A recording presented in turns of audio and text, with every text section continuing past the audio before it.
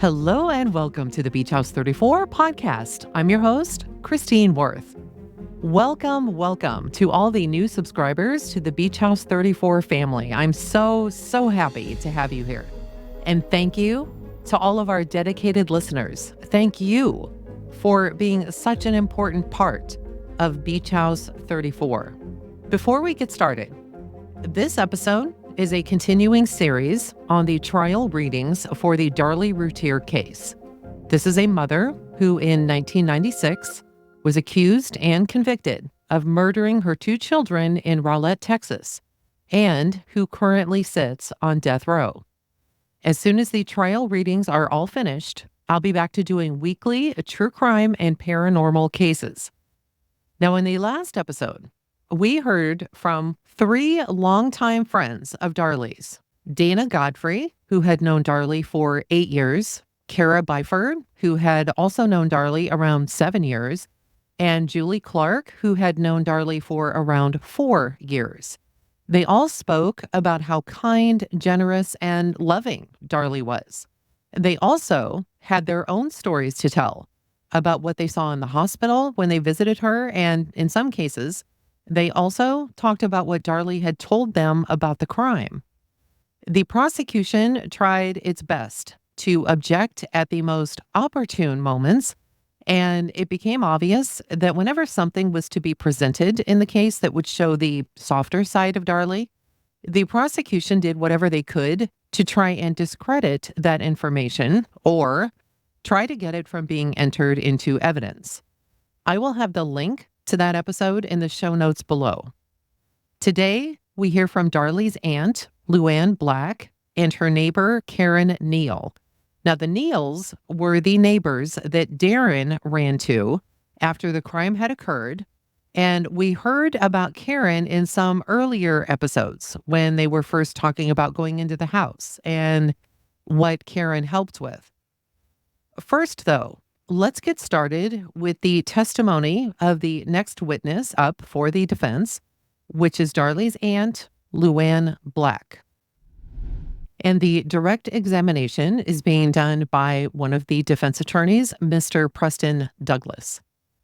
Miss Black, would you please tell the ladies and gentlemen of the jury where you live and what you do for a living? Okay, I live in Altoona, Pennsylvania, and I am a loan operations. The court then says, you are going to have to bring your voice up because neither one of them can hear you. And the witness says, okay. And the court says, I know this is your first time testifying and you will hear your voice echo. Don't be worried about it. Just bring it up. Okay. Mr. Douglas then continues. Are you nervous, Miss Black? Yes. There's more people here than was in my wedding, so I understand your feelings. Let me ask you this. You work at a bank, is that right? Yes. What does your husband do for a living? He works for Bell Atlantic. And do you have children? One daughter. All right. And do you know Darlie Routier, obviously? Yes, very well. You are her aunt? Yes. Okay. Explain that relationship. You are sisters of Darlie Key. Okay. Darlie was born in Pennsylvania? Yes. And do you recall at what age it was that she left Pennsylvania? I think it was about 13 or 14. The court says, ma'am, we still can't hear you. You have to get your voice way up, okay? Let's ask the question again, please. Mr. Douglas then continues. Would you tell the ladies and gentlemen of the jury what age you recall Darlie leaving Pennsylvania? To the best of my knowledge of what I can remember, I think it was like 13 or 14. Okay. And over the years, when Darlie became a mother, would she come to visit you in Pennsylvania, and would sometimes you go down to visit her family? Yes. A lot of times they would come up for the holidays. All right. Can you describe Darlie for the members of the jury? She's a sweet person, caring, thoughtful. Was she a generous person? Yes, very much. Do you remember a trip in which Darlie and Devin and Damon came to Altoona in March of 1995? Yes, I do. They spent some time at your house during that time? Yes, and at my sister Sherry's house also. Did Darlie care about the children and interact well with the children? Yes, she loved her children very, very much. Was she protective of the children? Yes. Do you remember any instances that stick out in your mind where she would watch over the children? Yes, there was one time when we were going to my sister Sherry's home for supper, and the boys were wanting to play down in her basement with Sherry's son, Brett. He is the same age. There's 10 days between him and Devin. And they wanted to play in the basement, and Darlie Lynn was saying she wanted to know if there was an adult down there because she didn't want them down there unless there was an adult there to watch what they were doing. And was that fairly typical of how Darlie reacted and took care of her kids? Oh, yes, yes. Would you describe Darlie as a selfish, materialistic person? Never, never. I want to move ahead to June of 1996. And in June, did you travel down to Texas after these children had died? Yes, I did. And did you have an opportunity during that trip to go to the hospital upon your arrival? Yes. Okay. Do you recall how soon it was that you went to the hospital? We got in on Friday evening, the 7th, and we had taken our luggage back to my sister, Darlie Key's home, and then we went straight to the hospital. Do you recall at any time when you went to the hospital? Or let's go to your first visit. Do you recall seeing bruises on Darlie's right arm? Yes, I do. Okay. Can you tell the ladies and gentlemen of the jury how that happened? What brought those bruises such that you noticed them? Well, when we went in to see her, she was sitting up in bed and she was pulling her hair back and just like wiping her mouth and her face. And when she was pulling her hair back is when I noticed the bruising. But I noticed it a lot more on Saturday at the viewing. It was darker and it was very noticeable. Okay. So if I understand what you are saying, are you saying that you began to notice a bruise when you first arrived? Yes. Okay. And then that bruise continued. You noticed it was very obvious to you in the hospital? Yes. And then that bruise got worse as time went by? Darker. Yes. Mm-hmm. Okay. Now I'll jump a little bit ahead again. Were you present for the viewing and the funeral? Yes. Did you also go to the prayer service and the birthday party? Not the birthday party, but the prayer service in the afternoon at 2:00. We were there. But we had to leave at 5:00 to catch our plane back. So can you describe the prayer service for the jury? It was very beautiful. You know, Pastor David had a beautiful prayer. And the other pastor that was there, I don't recall his name. I'm sorry. But we were just there. And do you recall how many people were there? A lot. I don't remember exactly how many. Did it appear to you that Darlie had a great deal of support during that time? Yes. When you were with Darlie, did you see anything inappropriate about how she acted after the death of the children? No, never. Did she appear to be, at times, to have cried in your presence? Yes. Did it appear that there were times that she was quiet in your presence? Yes. And did it appear that there were times when she smiled or even laughed in your presence? She would smile. She has a very sweet smile, and she would just smile at us, when we told her that we loved her, and she just smiled and she said, I know. Did you take part in making any of the arrangements for the birthday party? Did you get any of the balloons or anything? Yes, I rode in the car with Darin and Darlie Lynn, myself and Shanna, that is my sister Sherry's daughter, Shanna and Danielle, Darlie Key's other daughter. We all went to Michael's to get the balloons and everyone had made these necklaces. They were like with beads that one said, Happy Birthday, Devin, and one said, Damon. And we went over to where we were getting special balloons made up. And I remember Darlie Lynn had the one balloon that said, Happy Birthday, Devin. And she just, before they had put air into it, it was laying there and she just touched it and she started crying. And Darin came over and hugged her. Were there times like that that she would see something that reminded her of one of her children and she would cry? Yes. Did you see her frequently clutch a photograph or a portrait of the children? I don't recall. Okay. And this balloon, what was she doing to the balloon before it was blown up in the store? What was she doing? She was just touching it where it said Devin on it. It said, "Happy birthday, Devin." And she just cried. Mr. Douglas then says, "Pass the witness." And the cross examination is done by Mr. Greg Davis. Miss Black, my name is Greg Davis, and I have a few questions for you. Again, if you need to take a break at any time during the questioning, you just let me know. Okay? Okay. Miss Black, you have been in Kerrville since when? The 11th, we got in. Okay. And you say we got in. Who all got in on the 11th? My sister, Sherry, and her daughter, Shanna, and myself. Okay. How about your other sister, Darlie Key? Well, she was already down here in Kerrville. Okay. And you all have been staying together at the Inn of the Hills since that time? Yes, that's correct. Okay. Would it be fair to say that you have been keeping up with everything that's been going on in this courtroom since the 11th? Yes. Okay. Basically, reports come back to you every day about what transpired, about what the testimony was, and really what all of the jurors have been hearing, right? Just, I don't know everything that goes on, but just some, well, as much as the notes would show you anyway. No, I have not read Sandy's. I know she's keeping notes, but I haven't read them. You're certainly aware that there has been testimony about a bruise on the defendant's right arm? Yes. Okay. Do you know what the nurses said? Don't you? What the nurses said? Medical people, what they said? No, because I didn't talk to any nurses when I was at the hospital. And you're certainly aware that photographs have been admitted and shown to the jury that show those bruises, right?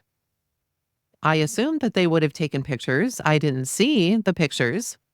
Describe the bruise for me. Where was it? It went from the bottom of her arm clear up to the top of her arm. Okay. And if you will, tell me if I am indicating correctly. You started, what, about 2 inches above your right wrist? Would that be fair? I just remember what I remember is seeing it because my father had held her arm up too and said, "Look at this." Okay. Well, can you just show me again and show the members of the jury the length of that bruise, please? It was just the whole arm. It was the worst bruise that I have ever seen. Okay. Again, you have indicated all the way the length of arm, right? I remember it being on this part of her arm that there was a lot. I didn't measure it, but it was a lot there. It covered her whole arm. Right. It was terrible. What shape was it? What do you mean, what shape? I mean, you have indicated the inside part of your arm. Did it extend to the outside? No, I didn't see a bruise. I just saw that she had a wound there with bandages on it. The bruise was underneath. Okay. What color was it when you first saw it on the 7th? On the 7th, it was like, it wasn't as dark. It was lighter. On the 8th at the viewing, it was a lot darker. Okay. Well, right now, I'm interested in the color. I know that you say it got darker, but it started out what color? Just like a purple blue, just a bruise. Okay. Purple and blue on the 7th. Any green or yellow? No. Any red? I don't remember every color that was on her arm. Well, I'm just trying to get a description of the bruise. I mean, it was just bruise. I mean, it was very evident that it was a bruise. Okay, just a bruise. On the 8th? Not just a bruise, a bad bruise. On the 8th. Describe the same location for the bruise. Had it increased in size, decreased in size? It was darker. That's all I remember. It was more visible. You could notice it more because I remember the dress she was wearing because my sister, Darlie Key, and I went shopping that day and bought her a dress to wear. And I know exactly what the dress looked like. It was black, like an A line with short sleeves. And so there was plenty of people at that viewing that would have seen that bruise. Well, I think my question is, was it the same size and shape as it had been on the day before? I didn't measure it. I just knew it was there. And you said it was darker. Describe the coloring that you saw on the 8th now. It was darker and more noticeable. I don't know what else to say. Well, any green in it by that time? I don't recall. Any yellow? I don't know.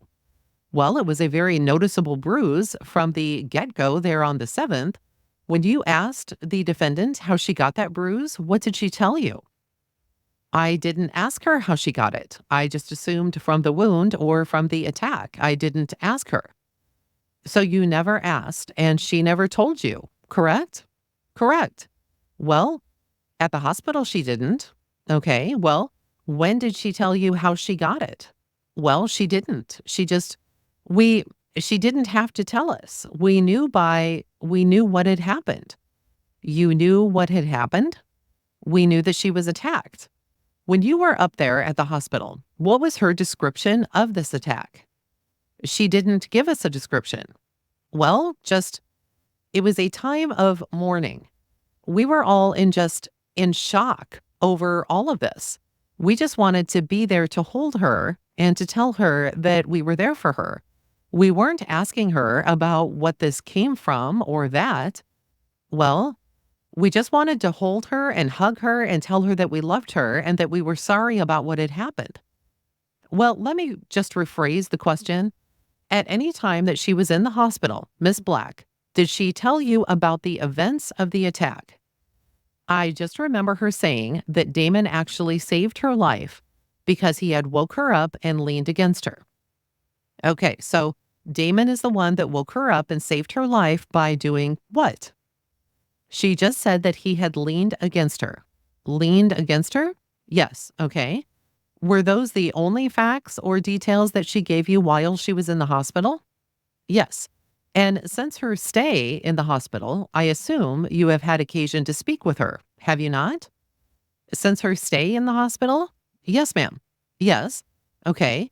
I'm now talking about, have you had occasions before you went back to Pennsylvania to speak with her? Certainly, you were at the funeral and the prayer service, right?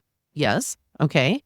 During that time period, did she give you any further description of what happened to her and the two boys there in the house on June 6th?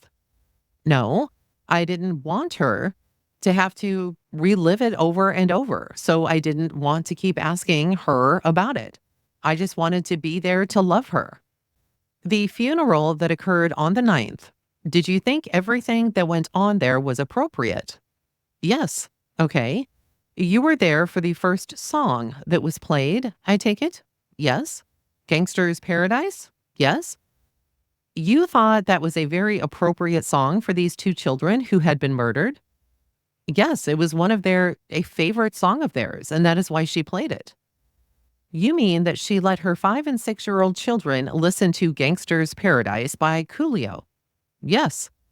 Have you had a chance to listen to that song, ma'am? I listened to it at the funeral.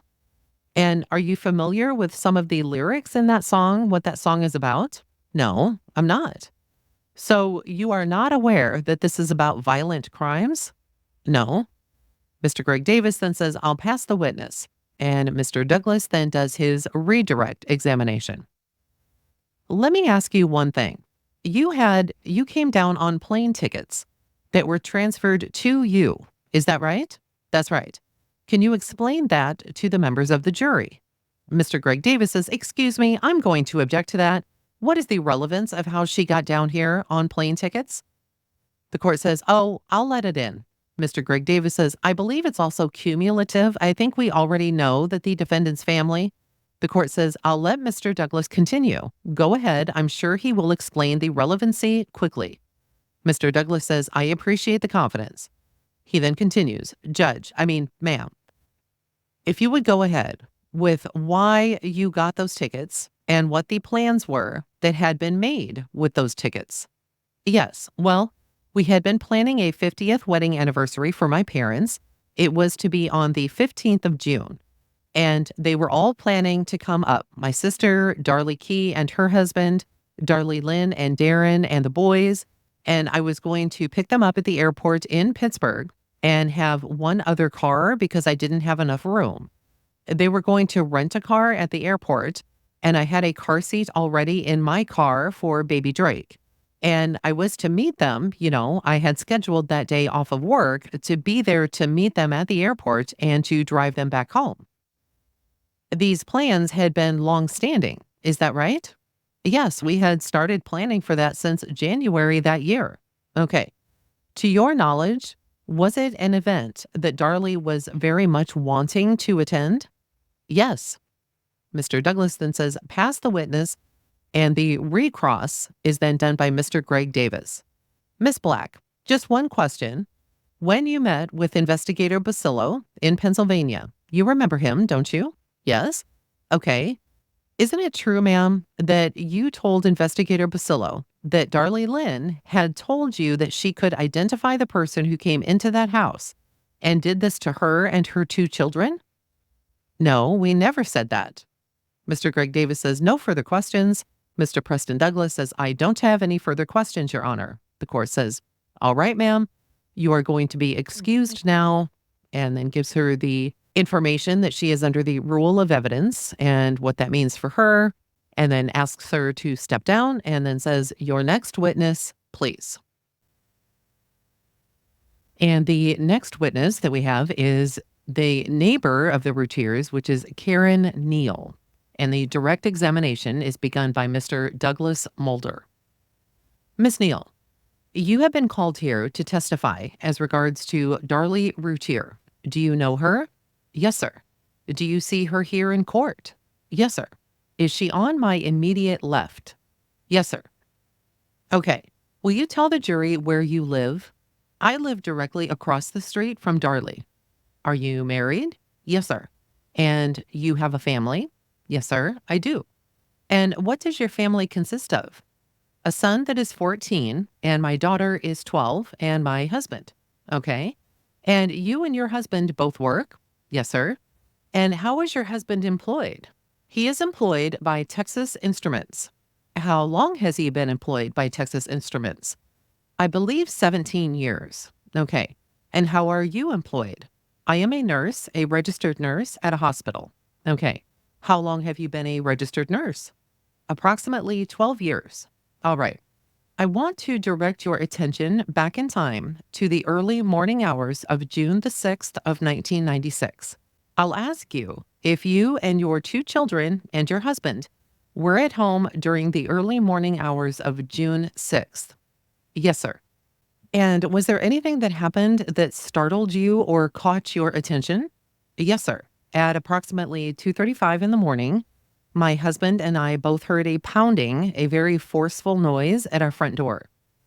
Did it sound like somebody was trying to break in? Exactly. Yes, sir. Okay. And your husband is a very large man, is he not? Yes, he is. Big, tall guy? Yes, sir. What, if anything, did he do? When we heard the forceful sound of the noise, my husband, Terry, jumped up to the side of the bed and grabbed his gun that he keeps in the night. Excuse me. Yes, his gun that he keeps in the nightstand. And my husband and myself and my son rushed downstairs to the front door. Okay. What, if anything, did you find when you got to the front door? My son and I were standing directly behind my husband as he opened the door. My husband said, yes, sir. He saw a figure of Darin. And at that moment, he said, yes, Darin, what is the matter? And Darin was at the front door. How was Darin acting at that time? He was very excitable. He was in a state of shock. In my opinion, he was very excited.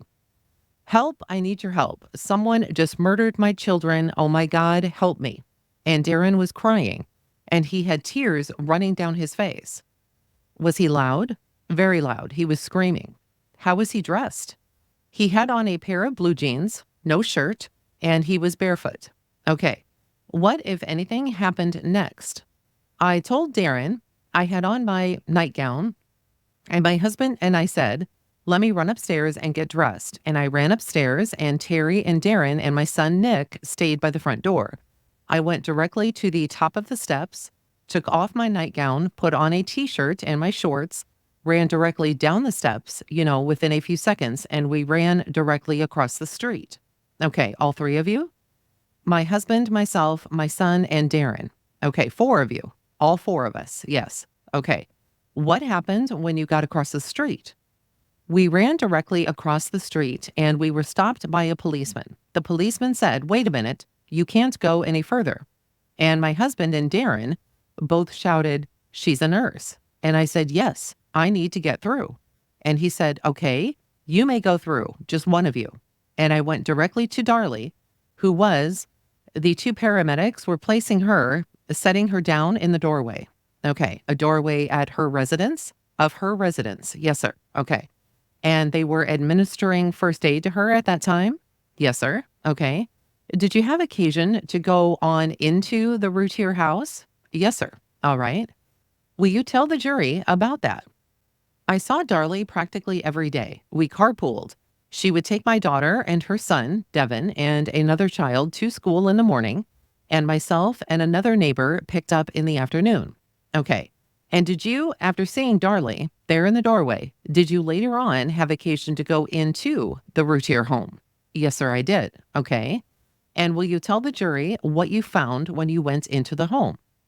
As I walked into the home, I approached the entranceway between the kitchen and the living area, and I saw Devin laying on his back with a blanket covering the most part of his body with only a fraction of his right eye that I could see. Okay, Miss Neal, was there anyone in attendance to Devin at that time? No, sir. Okay. Was there anyone else in the house that you saw at that time? No, sir. Okay. Did you subsequently leave and go back outside? Yes, sir, I did. Okay. Now, later on that or early morning, did you have occasion to enter the house and retrieve a little dog? Yes, sir. All right. And you, of course, recognized that dog, and I assumed that the dog recognized you? Yes, sir. Okay.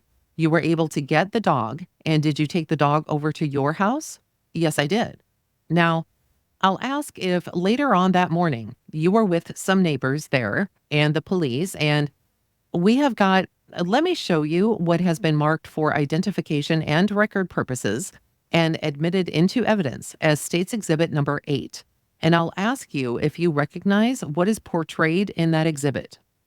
I'm sorry, you haven't seen this before, have you? No, sir, I have not. Okay. Do you recognize Eagle Drive, and do you recognize this as an aerial view of the Routiers, primarily the Routiers' house? Yes, I do. Do you see your house in that photograph? Yes, sir, I do. Would you point to your house for the jury, please? This right upper corner right here. Okay. And who is your neighbor on this side? Bill and Gail Gorsuch. That's kind of enlarged turn area, and you see a vehicle parked there. Did you frequently park your vehicles in that area? Yes, sir, directly in front of my house. Did the Gorsuches likewise park their vehicles in that area? Yes, sir. All right. Do you recall whether or not your vehicle was parked in that area that evening? Yes, sir. Okay. Will you show the jury approximately where your vehicle was parked? Yes, sir. Between my sidewalk right here and this mailbox, my car was angled at this vicinity. Okay. And how about the Gorsuch's cars? The van is right where it is pictured, and is that their van? Yes, sir. Okay. And there was a small red truck on the left side of the van. Okay. Did you all engage in a conversation? You and the neighbor here is the Watts? Yes, sir. Did you and the neighbor, Watts, engage in a conversation with the police and identify an area where a small black car had... Mr. Toby shook, then says, Judge, I'll object to any hearsay. I think the way the question is phrased, I'm not sure. The court says, well, I think, gentlemen, here, if we can just phrase our questions in the right way. Mr. Mulder says, yes, sir. The court says, go ahead with your question, Mr. Mulder. And Mr. Mulder says, yes, sir. He then continues, did you point out an area, along with Nelda Watts, as to where a small black car had been parked that day. Mr. Toby Shook then says, Judge, I'll object again. He is going into what another neighbor did, and that would be hearsay. If it's just her, that is fine. But if she's going to go into what another neighbor did, Mr. Mulder says, all she said was that the neighbor was present. The court says, just a minute, gentlemen, I will overrule. Ask the question. Mr. Mulder says, yes, sir. He then goes ahead and says, go ahead. Can you answer that? Yes, sir. Show the jury where that little black car was parked. Nelda and I had a discussion that she saw a black car. Mr. Shook then says, Judge, again, I'm going to object to anything she had a discussion with any other neighbor. The court says, all right, ma'am. All right, fine. I'll let her answer the question. Go ahead and answer it, and let's phrase our questions properly and get this in.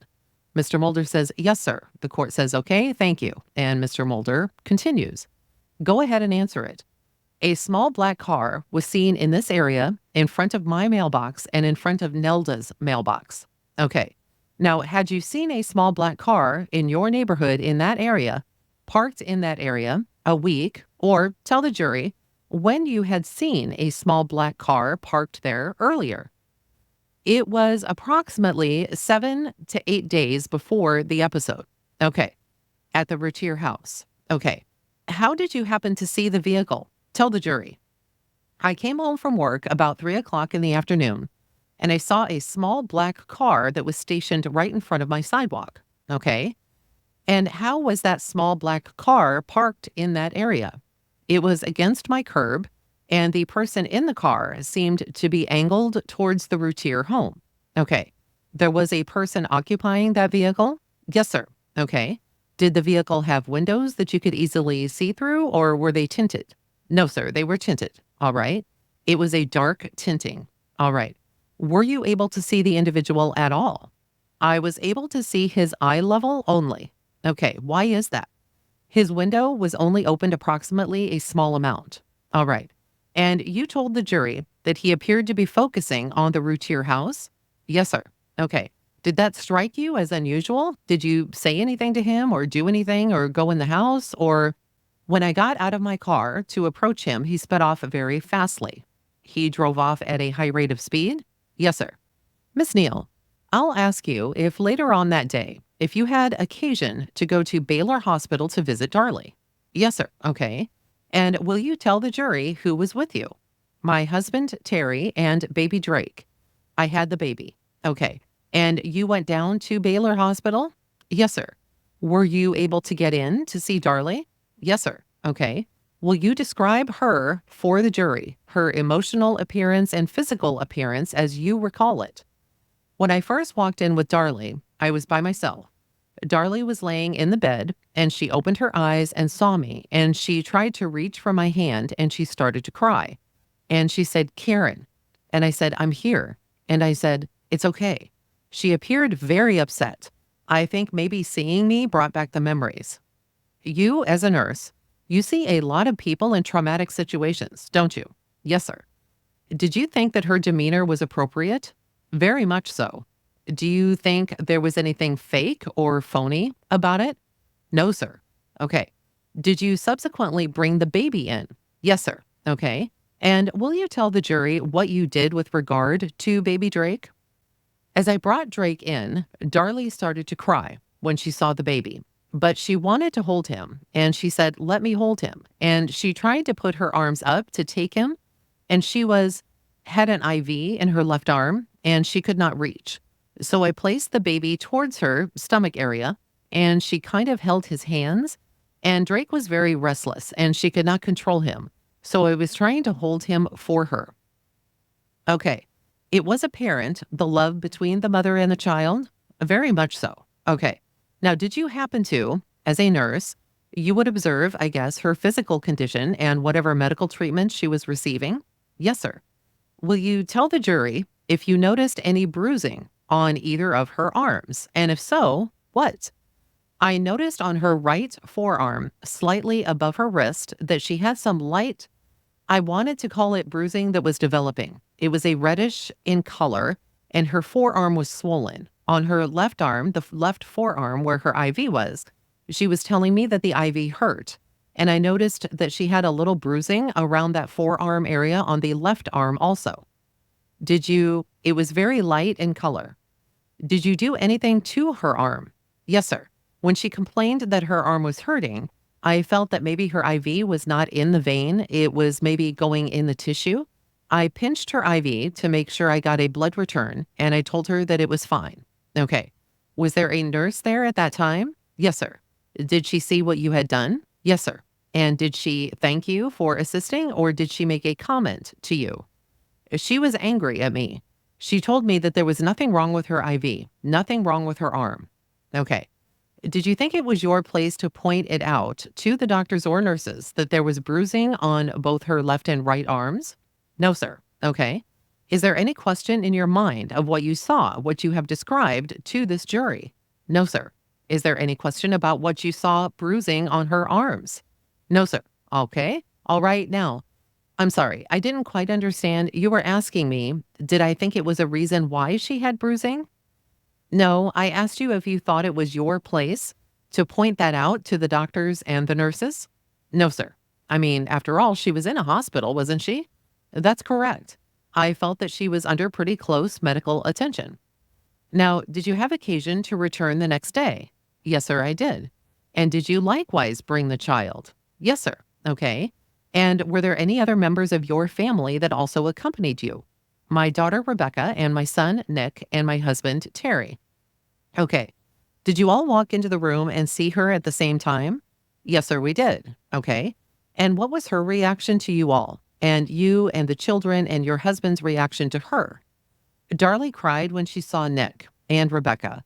Rebecca, my daughter, became very violently upset. She was trying to hug Darlie, and Darlie could not quite reach her to comfort her. Okay.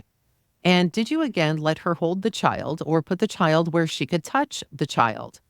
At that moment, I did not let her hold Drake at that moment, but a little later during the visit, I did. Okay. Did you arrange for her to hold Drake in the same fashion? Yes, sir, I did. Tell the jury how that was again. Darlie was unable to reach up. She appeared to be very limited for her arms. Did you find that unusual given the circumstances? No, sir, I did not. Okay. So what did you do with Drake? I placed Drake on her stomach and let her hold his hands, and she talked to him. Okay. Tried to comfort him. Did you find that normal? Yes, sir. Okay. Have you observed Darlie with her children? Yes, I have. What sort of mother is she? Darlie is very compassionate, very outstanding with her children. She made sure the children treated everyone equally. She made sure when the children did something wrong. What do you mean by that? She told her children that there is no discrimination. That is not the word she used, but she said, you treat everyone equally. This is your friend. No matter what color they were, no matter whether they were rich or poor or whatever status. The children did not see any difference between themselves and another child. And that is the way she felt? Exactly. Yes, sir. Did you think that she was materialistic and self-centered and selfish? No, sir. Darlie was very generous to children. She was very generous to everyone in our neighborhood. At Christmas time, she took the opportunity to help other families through an organization. She received their name. She bought the mother, father, children, everyone nice gifts. Were children welcome in her home? Yes, sir. Her home was the all-around neighborhood home. All the children, as well as teenagers, went to her home. Okay. Did you attend the viewing later in the week? Yes, sir. And did you see Darlie there? Yes, I did. Did she seem appropriate to you in the fashion in which she was grieving? Yes, sir. Okay. I assume you attended the funeral? Yes, sir. There's been some talk about Gangster's Paradise being played there? Yes, sir. You heard that? Yes, sir. Not the sort of thing I listen to, and perhaps not. I don't even know if I have even heard it, but is that one of your favorites? I would not call it my favorite, but it was definitely Devin and Damon's favorite song. Do you see anything inappropriate in as much as it's their funeral? No, sir. I felt it was very appropriate. That was in the remembrance of the boys. Do you think they should have played something that was perhaps your favorite or the parents' favorite? No, sir. There has been some talk about Darlie being depressed or having the blues after Drake was born. Are you familiar as a nurse and as a mother with what I am talking about. Postpartum depression. Yes, sir. Okay. Yes. Did you note that in your frequent visits with her? I noted that Darlie did have, yes, some postpartum depression. She did not appear to be any more physically or mentally depressed than I was when I had my children. Okay. As a nurse, I guess you would have recognized that? Yes, sir. Okay. Not unusual for a woman to have the blues? No, sir. You felt that was normal? I felt it was very appropriate. Yes, sir. Okay. Mr. Mulder then says, "We will pass the witness. They will have some questions for you, Miss Neal. Thank you." And the court then says, "Mr. Shook." And the cross-examination is begun by Mr. Toby Shook. "Miss Neal, my name is Toby Shook. I just have a few questions for you." "Yes, sir." "If you don't understand any of them, just let me know. I'll try to rephrase them. Okay?" "Okay."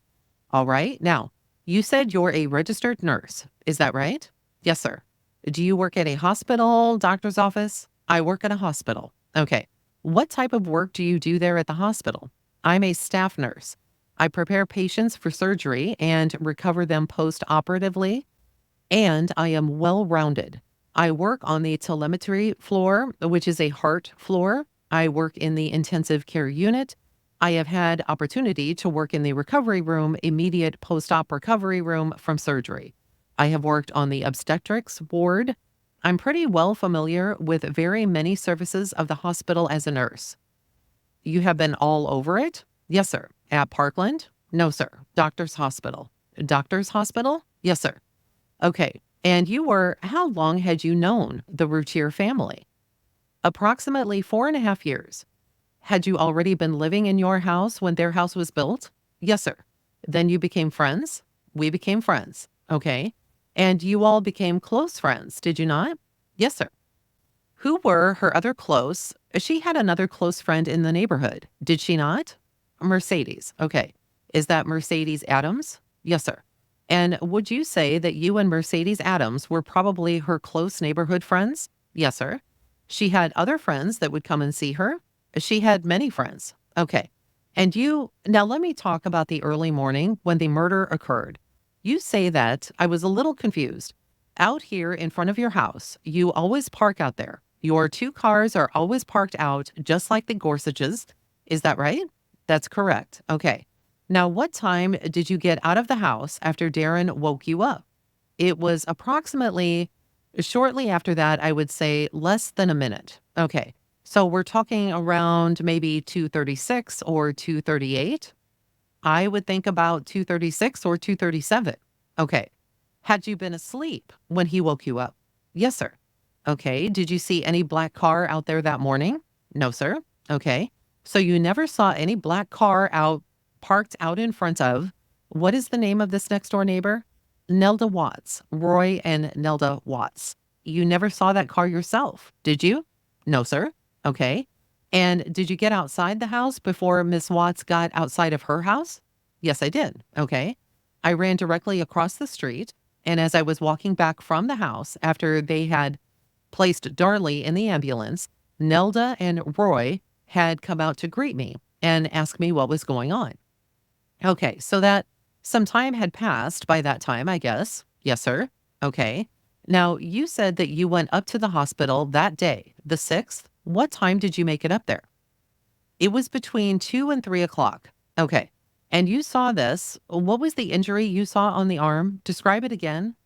"On her right arm?" "Yes. On her right arm, it was reddish, kind of starting to bruise.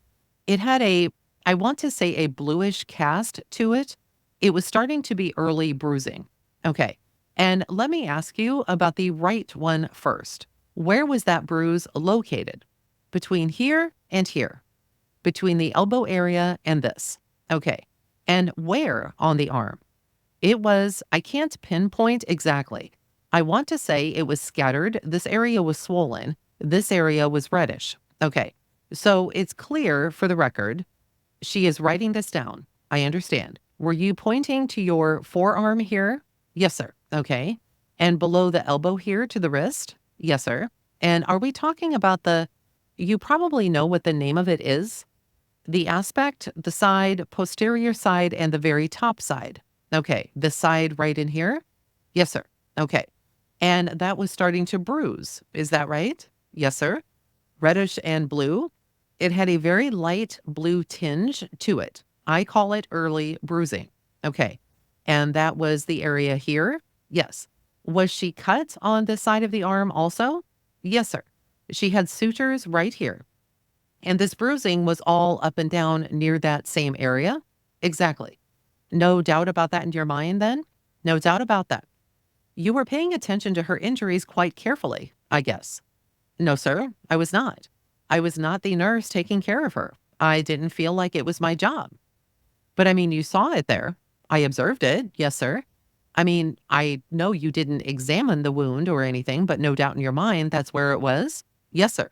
Okay.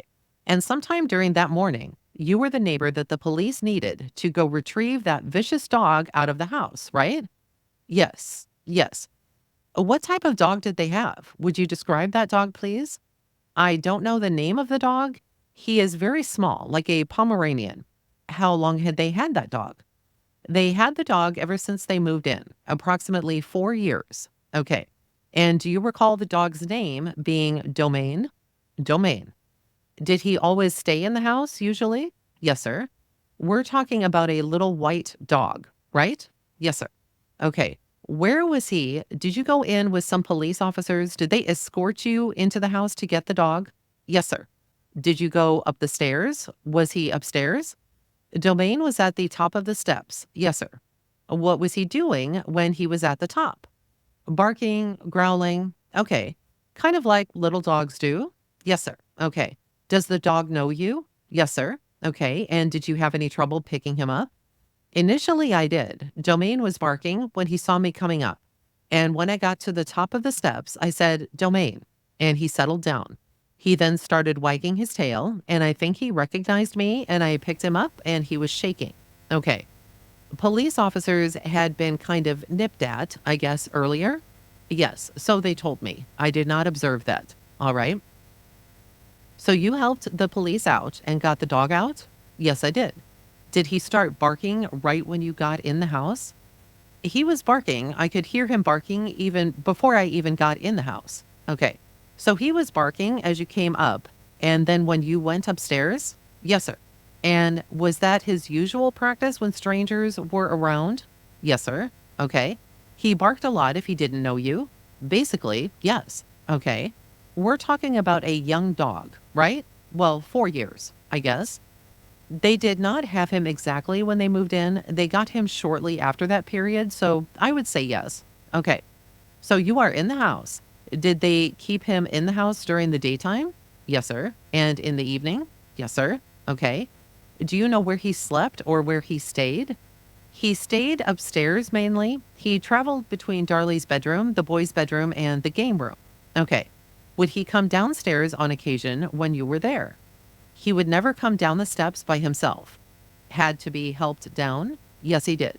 He didn't have any trouble hearing things going on in the house when he was upstairs, though, did he? No, sir. He could make plenty of noise up there, couldn't he? It was a muffled sound when you were in the kitchen. You could hear him barking. Okay. But if he heard a noise or something, or someone came in the house, would he bark from upstairs when you were present in the house?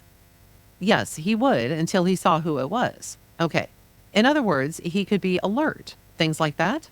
Basically, yes. My mom has a dog that you can let firecrackers off next to him, and he is so old he doesn't wake up. But we're talking about a dog that can bark. Yes. Okay. Now, you saw your daughter. How old is she? 12. Okay. Now, did she babysit for Darlie Routier? Yes, she did. Okay. When did she start doing that? We called it babysitting. She would go into the house and help Darlie out. Did Darlie pay her or did she just, no. She just did that for something to do. Becca liked to be with the baby and she liked to be with the boys and she would go over there every day to play with them. But she would help take care of the baby, help feed him, change his diaper in the presence of Darlie. Okay. Now did you see a dark car? How many days before this offense occurred? About 7 or 8. Where was that car parked again? Directly in front of my home. Okay. And about what time of day was that? About 3 o'clock in the afternoon. Okay. Had you come home from work and saw it there? And saw him there? Yes, sir. Show us again where this car was. I have to get my bearings again. He was right here. He was angled in front of my sidewalk. When you say angled, where was the front end of the car? The front end of the car was like this, headed this way. Headed kind of pointed at the Gorsuch's house, kind of pointed this way. He was twisted a little bit, his back end of the car was at my sidewalk. Okay. So that he was kind of twisted out this way. If he were looking straight ahead, where would he be looking? Probably to this angle right here. So right at the Routier's home? Yes, sir. So he is backed up to your house and right across, kind of directly at the Routier's home? At an angle? Mm-hmm. Okay. And you didn't, what kind of description could you give of him? I saw his eyes, his eye level and above. Could you tell if it was a male, first of all? I believe it was. His hair was short, and that is all I can remember. That's all I can say. His hair was dark. Could you tell the race at all? No, sir, I could not. Okay. Could you tell if he was with anyone or by himself? I could not tell. The windows were dark. Ever see that car before? I have on occasion. Okay. It's a common car. It's dark. It's a black car, small. Okay. But have you seen that particular car before, you think? I believe I have. Okay. Where was that? Driving by in our neighborhood. How long have you been seeing it in the neighborhood? I would say maybe as much as a month ahead of time. I did not see it daily. I saw it maybe 2 or 3 times. Just driving by? Including that time, just driving by. He would slow down. It was not uncommon for people as they went around the corner to slow down and look at the fountain. So I saw him doing that. Is this the same car you had seen for about a month prior driving by the house? Yes, sir. This is the first time you saw him stop in front of the house. Is that right? Yes, sir. Okay. So what did you do when you saw the car backed up and I parked my car and I pulled directly behind him and I got out of my car. I was going to approach him to see if there was a problem and he sped off very quickly. Okay. Did you get a license number? I did not. Okay. Did it concern you? That incident, were you concerned? I was very concerned that someone would be sitting there and staring. At the Routier home? At the Routier home, yes. Did you go over there and tell them about this incident? Not directly. Okay. They were not home at that moment. And I mentioned to Darin earlier that it came to me later that evening that, Darin, there was a car sitting in front of my house staring at your fountain. Okay. Did he seem concerned at all? Yes, he did, but we had talked about, and well, he said, yes, what were they doing? He wanted to know what kind of car it was. And I told him it was a small black car. I don't know makes of cars. Okay. So did you ever talk to Darlie about this car? I don't believe I have. Okay. If I did, I do not remember. So you told Darin about this situation and he did seem concerned? Yes. And you didn't see the car anymore after that? Yes, I did. When did you see it again after that? The afternoon of the... Okay. Where was the car then? He was driving by. I say he, excuse me. The car was driving by slowly and a police officer was standing out in front. The car pulled into the alley as if he was turning around. He backed up and he was going by the front of the house very slowly again. And as I walked out, he sped off real quick. Was this after the... Yes. Okay.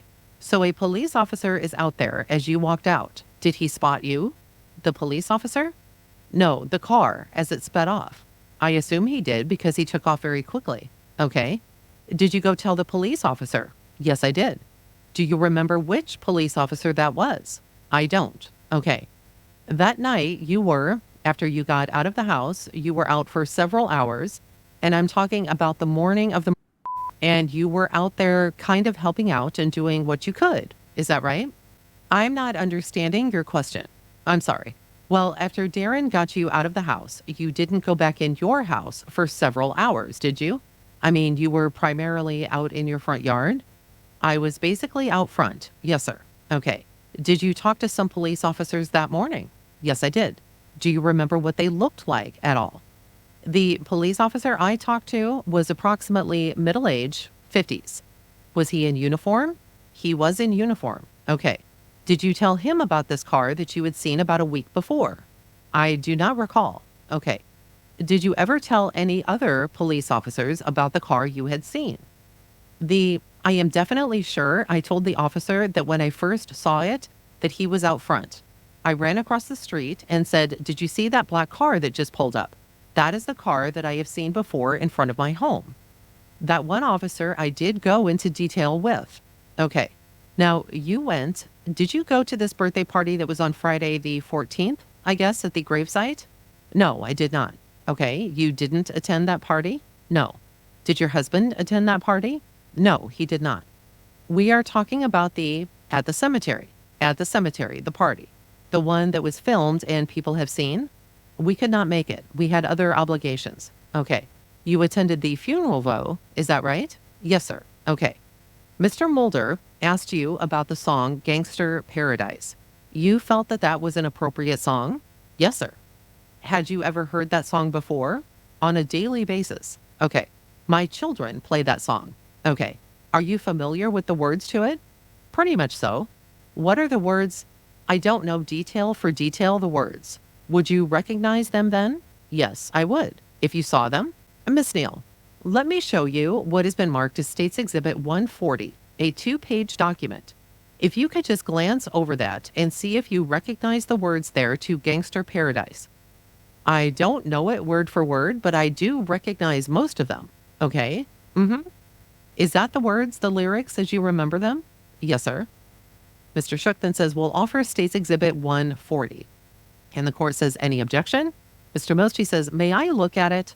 Mr. Mulder says, we have no objection if he will sing it. The witness says, I'm a very bad singer. Mr. Mulder says, not you, Toby. The court says, State's Exhibit 140 is admitted, and let's cease the sidebar, please. Thank you. All right. Mr. Shook then continues.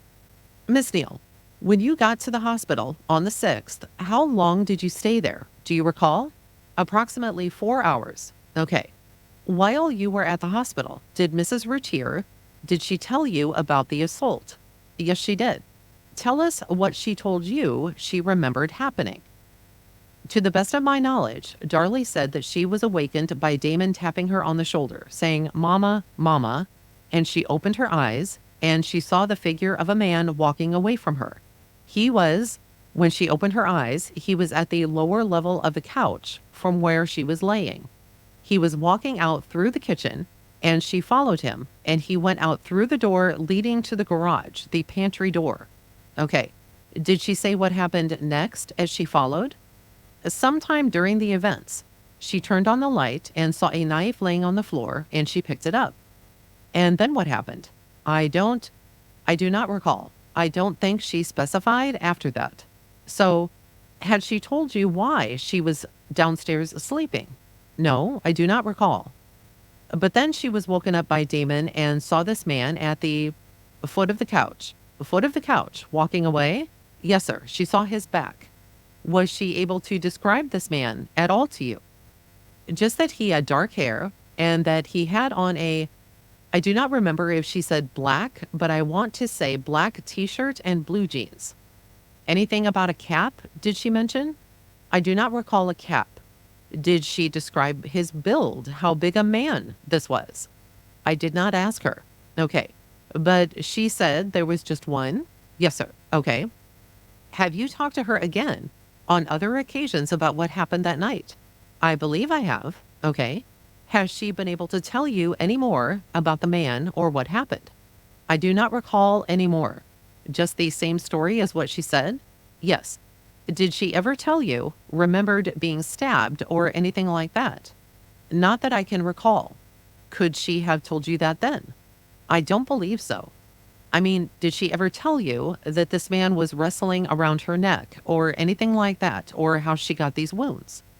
Other than talking about a dream that she had, that she sees a man holding a knife leaning over her. That is just a dream she had? I believe so, yes. She has never been able to tell you this is what happened. I remember this man standing over me with a knife. No, no, nothing like that. The only thing she told me, she's seeing the back of a man walking away. Okay. And did you go to a birthday party that was after the funeral with your kids? Yes, I did. Okay. Where was that? That was at Mama Darlie's home. Who was that birthday party for? That was for Devin. Okay. And who was there? Darlie, Darin, my son, Nick, my daughter, Rebecca, Mercedes' son, Jonathan, several children, several families, members, and friends. Were her family members there? Mama Darlie, Dana, her sister, Danielle, her sister, Darin, Drake, Cyrilda. I'm not sure if Cyrilda was there. I want to say Cyrilda. There were a lot of people. I do not remember exactly.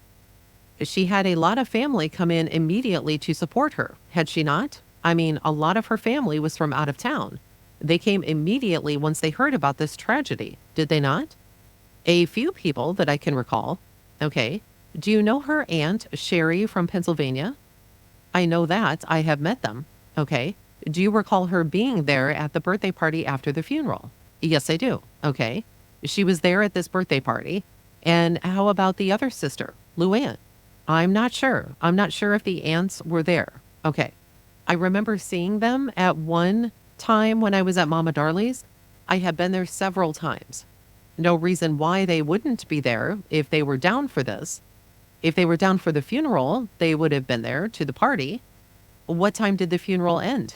I'm not sure. It was mid-afternoon from what I can recall. What time did the birthday party begin? I'm not sure. Okay. Lunchtime, early afternoon? Okay. Thank you, Miss Neal. Mr. Shook then says, that's all the questions I have. The court says, anything else? Mr. Mulder says, no, I have nothing further. May she be excused. And then the court says she may be excused, and then again goes over with her the rule of evidence about not to discuss anything with anybody. The witness says, yes, sir. And that is where this testimony of Karen's ends. So let's recap what we learned today. The first witness in today's episode is LuAnn Black, who is Darlie's aunt and sister of Darlie's mom, Darlie Key. Before I get into that, though, I wanted to mention one thing. I've often thought of this as I've gone through these trial readings, but have you noticed how often the judge tells a witness to speak up, that the jury can't hear them? This happens a lot, and it kind of makes me wonder just how much the jury could actually hear. So anyway, I just wanted to put that out there. Let's get back to what LuAnn had to talk about. LuAnn talks about how Darlie would often come back to Pennsylvania for the holidays. She recalls one time in particular that they were at a relative's house and the boys wanted to go play in the basement with another child. And Darlie wanted to be sure an adult was around with them. She didn't want all of these young boys playing unsupervised. When LuAnn got to Dallas and visited Darlie in the hospital, she mentions the bruise on Darlie's right arm. And again, while at the viewing and funeral, where it was darker. She also mentioned that she went to the prayer service at the gravesite, but not the birthday party because they had to catch their plane back home by 5 o'clock. She had gone with some other family members, including Darin and Danielle, Darlie's sister, to get balloons for the party. And as they're at the counter waiting for the balloons to get blown up, the one that said, quote, "Happy birthday, Devin," was laying on the counter, and Darlie touched it where it said Devin and began to cry in the store.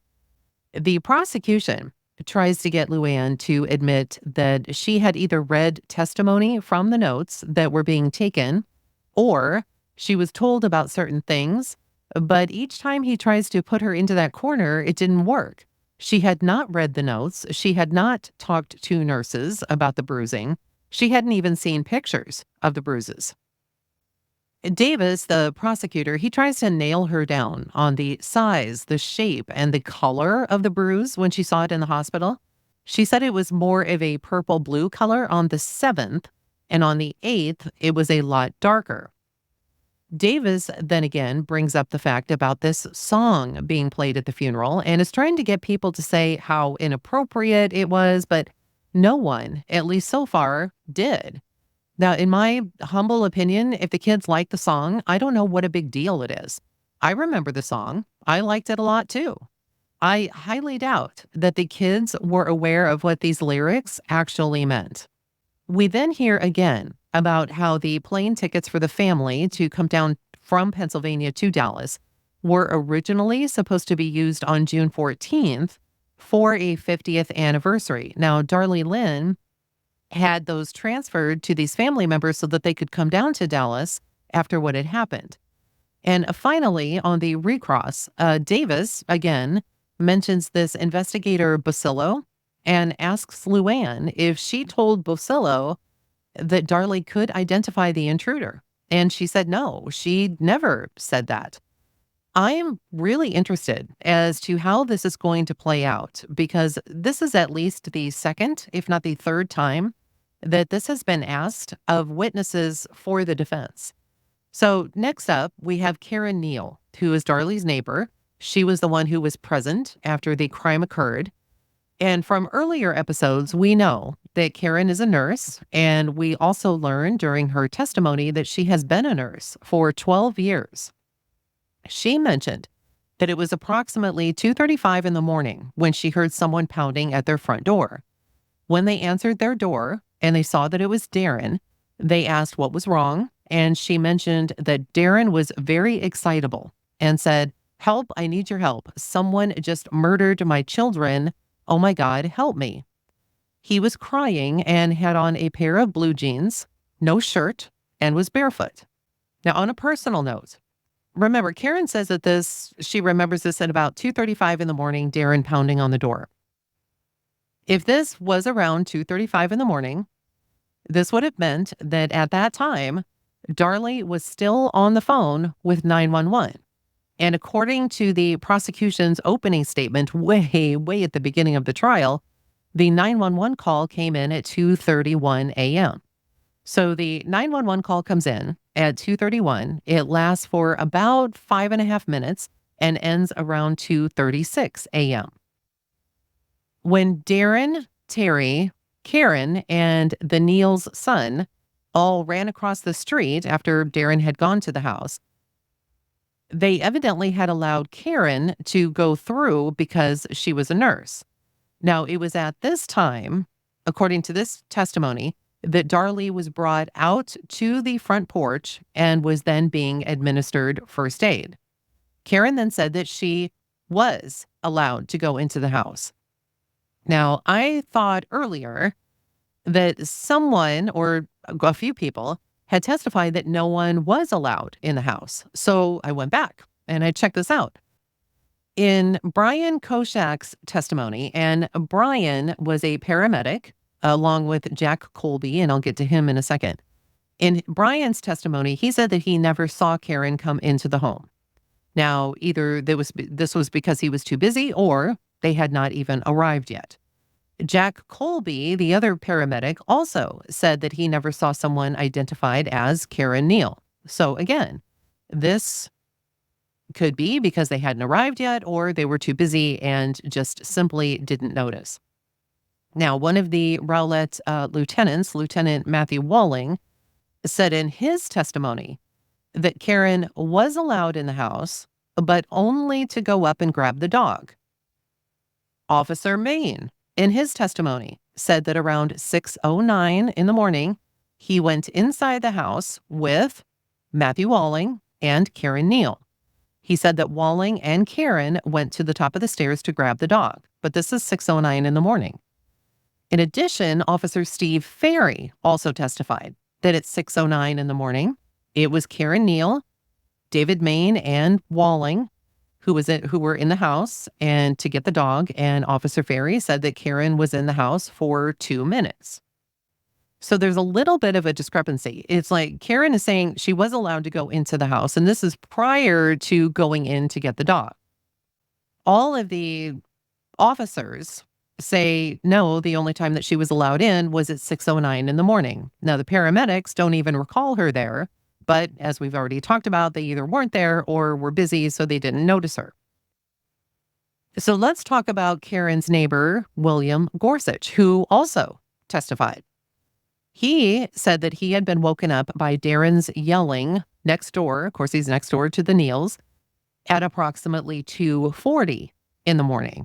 Now, this would be about 5 minutes after Karen assumed that Darin was knocking at the door.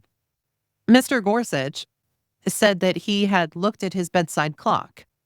So Mr. Gorsuch, he testified that Darin was still over at the house with Terry and Karen, and that Terry came out of the house first with Darin and then went back across the street. Because earlier, Mr. Gorsuch had said that he had seen Darin coming back across the street. And I'm assuming he meant, I hate to assume, but that he meant that he was coming from the Routier home over to the Neals.